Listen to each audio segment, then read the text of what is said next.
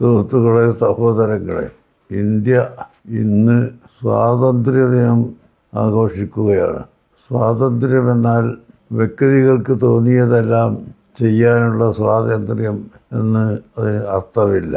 മറിച്ച് നമ്മുടെ മുൻഗാമികൾ വളരെ ആലോചിച്ചും ചിന്തിച്ചും എഴുതിയുണ്ടാക്കിയ ഇന്ത്യൻ ഭരണഘടന, ഇവിടെ വിവിധ മതക്കാരും വിവിധ ജാതികളും ജീവിക്കുന്ന രാജ്യമാണ് ഇന്ത്യ. അതിനനുസൃതമായ ഭരണഘടനയാണ് നമ്മുടെ കയ്യിലുള്ളത്. എല്ലാവരും അവരവരുടെ മതങ്ങളും വിശ്വാസവും മുറുകെ പിടിച്ചുകൊണ്ട് പരസ്പരം കലഹിക്കാതെയും കയ്യേറ്റം ചെയ്യാതെയും ആക്രമിക്കാതെയും സൗമ്യമായി ജീവിക്കുക എന്നതാണ് നമ്മുടെ ലക്ഷ്യം. ആ ലക്ഷ്യം ഒന്നുകൂടി ഉറക്കെ പ്രഖ്യാപിക്കുകയാണ് ഈ സ്വാതന്ത്ര്യ ദിനത്തോടു കൂടി നാം ചെയ്യുന്നത്. ഈയിടെ നമ്മുടെ ഇന്ത്യയിൽ തന്നെ ചിലയിടങ്ങളിലുണ്ടായ അക്രമങ്ങളും അതിനെ എതിർത്തതുമെല്ലാം നമുക്കറിയാമല്ലോ.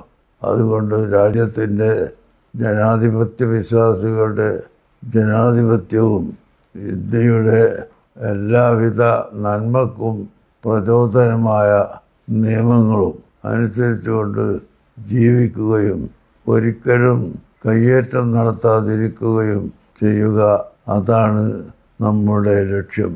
ഈ സ്വാതന്ത്ര്യ ദിനത്തിലും അതുതന്നെയാണ് നാം പ്രതിജ്ഞയെടുക്കുന്നത്. ഒരിക്കലും ഇന്ത്യയുടെ സ്വാതന്ത്ര്യത്തിനും ഇന്ത്യയുടെ സൽപ്പേരിനും കളങ്കം വരുത്തുന്ന യാതൊരു പ്രവൃത്തിയും അക്രമങ്ങളും ഞങ്ങളിൽ നിന്ന് ഉണ്ടാവുകയില്ല എന്ന ഉറച്ച സത്യപ്രതിജ്ഞയോടുകൂടിയാണ് ഈ സ്വാതന്ത്ര്യ ദിനത്തെ ഇവിടെ എല്ലാ ജനങ്ങളും സ്വീകരിക്കേണ്ടത് എന്ന് ഞാൻ ഓർമ്മപ്പെടുത്തുകയാണ്. കുഴപ്പങ്ങളും അക്രമങ്ങളും അഴിച്ചുവിടുന്നത് കൊണ്ട് ആർക്കും പ്രയോജനമില്ല. നമ്മുടെ രാജ്യത്തിന് അത് ആപത്തുമാണ്.